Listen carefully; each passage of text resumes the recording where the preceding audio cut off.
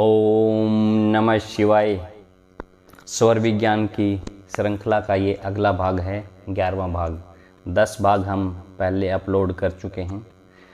इसमें बताया गया है कि उजेरे पाख की दोज को यानी शुक्ल पक्ष की दोज को यदि सूर्य स्वर के समय में चंद्रमा का स्वर चले तो वह चंद्रमा का दर्शन पुरुषों को सुखदायक है, कारण ही सौम्य कामों में सुख की उत्पत्ति होती है। अब इसमें बताया गया, सिंपल सा बताया गया कि शुक्ल पक्ष की दोज मतलब दूसरी तारीख को सूर्य स्वर के समय में चंद्रमा का स्वर चले तो वह लाभदायक होता है। उसमें आप जो भी काम करोगे वो सब क्या है, फलदायक होंगे। ध्यान रखें, शुक्ल पक्ष की दूसरी तारीख को बोल रहे हैं। एकम दोज को कह रहे हैं सूर्य के समय में, मतलब जब सूर्य उदय होता है उस समय में चंद्रमा का स्वर यानी आपका बायां स्वर चले, चंद्र स्वर चले तो वो है लाभदायक होगा। उसमें जो भी काम करोगे वो सब सफल हो जाएंगे।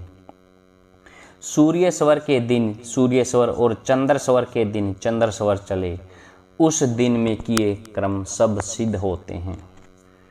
अभी बताया गया है कि जैसे हमारा क्या है, शुक्ल पक्ष को 1, 2 और 3 तारीख को प्रथम, द्वितीय और तृतीय को अगर बायां स्वर, लेफ्ट स्वर, ईड़ा स्वर चले तो वो है सिद्धिदायक होता है। वहीं चतुर्थी, पंचमी और षष्ठी को अगर सूर्य स्वर चले, पहले 3 दिन चलेगा आपका चंद्र स्वर, उसके अगले दिन 4, 5 और 6 को चले सूर्य स्वर। इस क्रम में अगर आपके स्वर चलते हैं तो वो सब क्या है, सिद्धिदायक होते हैं। सिद्धिदायक मतलब आपके जो भी काम करोगे उनमें आपको सफलता मिलेगी। ऐसे कोई चमत्कारी सिद्धि की बात नहीं कर रहे, बट जिस काम में भी हाथ डालोगे, जो भी काम करोगे तो वो आपके सिद्ध हो जाएंगे, सही तरीके से निपट जाएंगे, कोई बाधा उनमें नहीं आएगी। इसमें बताया गया है चंद्र स्वर के चलने में समय सूर्य स्वर और सूर्य स्वर के चलने के समय में चंद्र स्वर यदि चले तो भय, कलह और हानि हो, ऐसे समय में सब शुभ काम त्याग देने चाहिए। अभी अगला बताया गया है कि मान लो शुक्ल पक्ष है, प्रथम, द्वितीय और तृतीय को आपका बायां स्वर चलना चाहिए, चंद्र स्वर चलना चाहिए।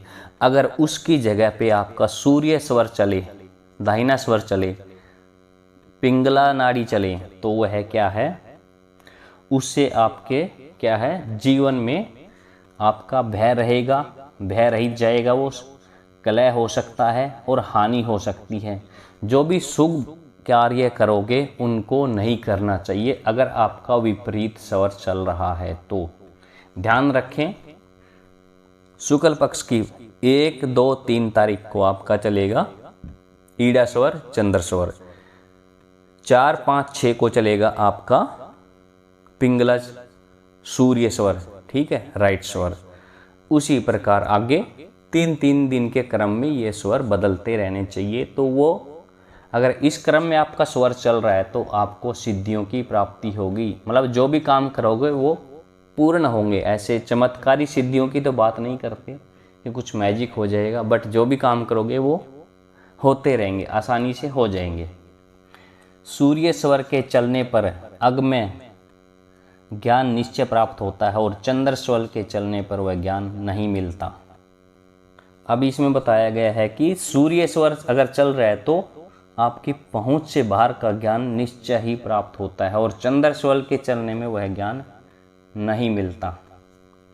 यदि प्रभात की 4 घड़ी से लेकर स्वरों का उदय विपरीत होए, अर्थात चंद्र के स्थान में सूर्य स्वर और सूर्य स्वर के स्थान में चंद्र स्वर होए तो उसका फल उल्टा होता है। अभी बताया गया है कि प्रभात की चाड़ी मतलब आप जब सुबह उठे, सूर्योदय के समय से लेकर 4 घड़ी तक अगर स्वर विपरीत में यानी सूर्य का समय हो तो चंद्र स्वर चले और चंद्र स्वर का अगर आपका दिन है तो सूर्य स्वर चले तो वो हो गया विपरीत स्वर चलना। तो उसमें क्या है, जो भी फल होगा उसका मिलेगा आपको वो उल्टा ही होगा। 4 घड़ी की बात कर रहे हैं, 1 घड़ी के अंदर 24 मिनट होते हैं, ठीक है, प्रभात की मतलब सुबह उठते ही जिस समय सूर्योदय होता है उस समय हम स्वर का मानते हैं कि जो भी स्वर उदय के टाइम, सूर्योदय के टाइम जो स्वर चलता है वह हमारा प्रथम घड़ी का स्वर मानते हैं।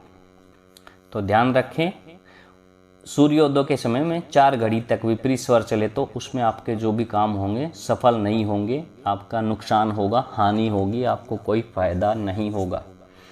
यदि पहले समय उल्टा स्वर हो तो उसका फल मन का उद्वेग, घबराहट होगा।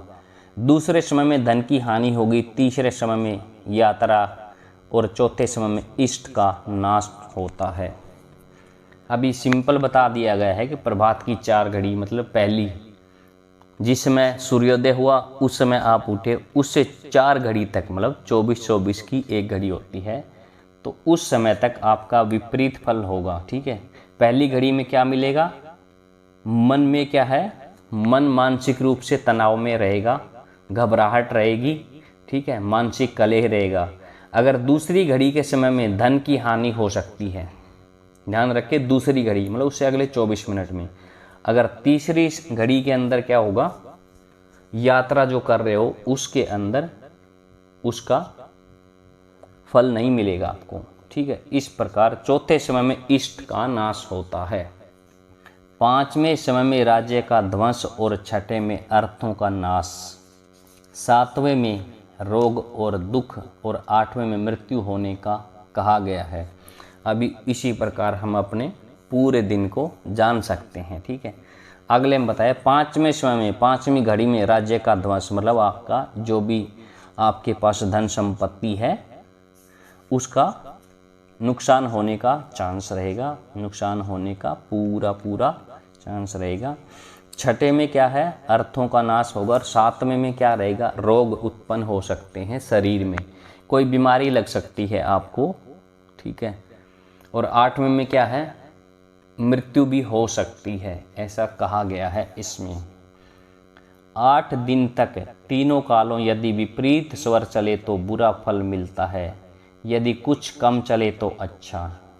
इसमें बिल्कुल साफ साफ बताया है, 8 दिन तक, 3 काल हो गए ना, सुबह, दोपहर और शाम, 3 काल होते हैं ना, तो उनों में अगर विपरीत स्वर चले 8 दिन तक तो क्या है, उसका फल बिल्कुल ही बुरा मिलेगा। या तो आपको मानसिक परेशानी हो जाएगी, शारीरिक बीमारी हो जाएगी, कहीं यात्रा में जा रहे हो तो वो विफल हो जाएगी, आपको कोई भी लाभ नहीं मिलेगा।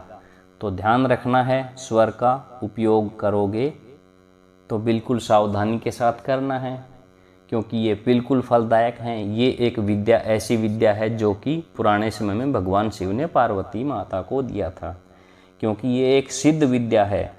इसको जान के अगर आप प्रैक्टिस करोगे, इसके अनुसार चलोगे, आप धीरे धीरे समझ जाओगे कि ये सिद्ध विद्या है, ये काम करती है।